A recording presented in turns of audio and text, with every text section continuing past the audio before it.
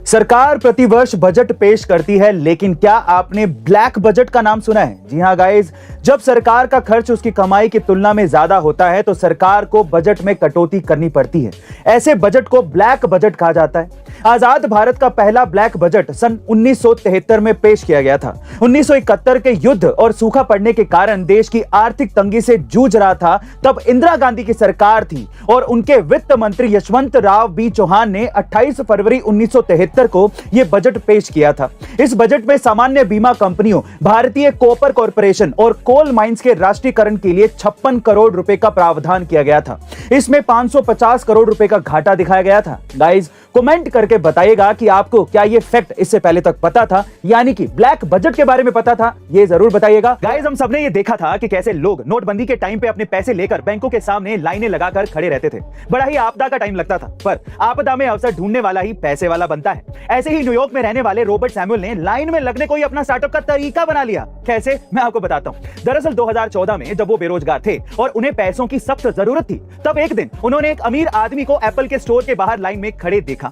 फिर रॉबर्ट ने उस आदमी से जाकर उनके लिए लाइन में लगने की बात कही और मजे की बात यह थी कि वो मान गया, क्योंकि आजकल टाइम किसके पास है। और इसके बदले रॉबर्ट को $350 मिले। जी हां गाइस, सिर्फ लाइन में लगने के 24,000 रुपए, जो कि उनकी जिंदगी की सबसे आसान कमाई थी। बस फिर क्या था, उन्होंने इसे अपने करियर के तौर पे शुरू कर दिया और अपने दोस्तों को भी नौकरी पर रख लिया। अब ये इनकी कंपनी ही बन गई है, जिसमें ये लोगों को लाइन में खड़े रहने की सर्विस देते हैं। गाइस, है ना ये अनोखा स्टार्टअप आइडिया? गाइस, हम सब ने बीमारी और वायरस के नाम पर पिछले 2 सालों में काफी कुछ देख लिया है, लेकिन इस बार कुछ ऐसा ऑस्ट्रेलिया में हुआ कि वहां की सरकार को 60 लाख मधुमक्खियों को मारना पड़ा।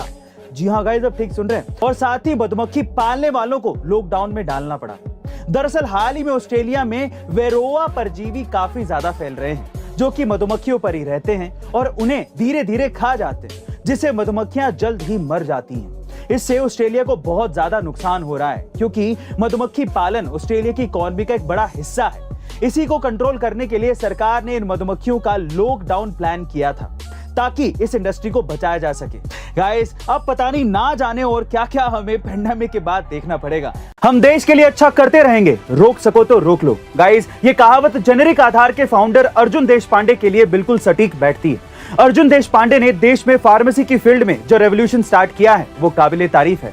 उनके इस अच्छे काम के लिए उन्हें रतन टाटा जी का भी साथ मिला। लेकिन गाइस, हाल ही में कुछ असामाजिक तत्वों ने उनके इस अच्छे काम को रोकने की कोशिश की और उन पर जानलेवा हमला किया। दरअसल अर्जुन अपनी जेनेरिक आधार की एक ब्रांच इनॉग्रेट करने के लिए आगरा से दिल्ली जा रहे थे। तभी वहां कुछ लोगों ने उनकी गाड़ी पर पत्थर और लोहे की रोड से हमला कर दिया, जिसमें उनके साथी बुरी तरीके से घायल हो गए। लेकिन जैसे तैसे वो अपनी गाड़ी को आगे टोल नाके पर लेकर पहुंच गए, जहां पुलिस और प्रशासन ने उनकी मदद की।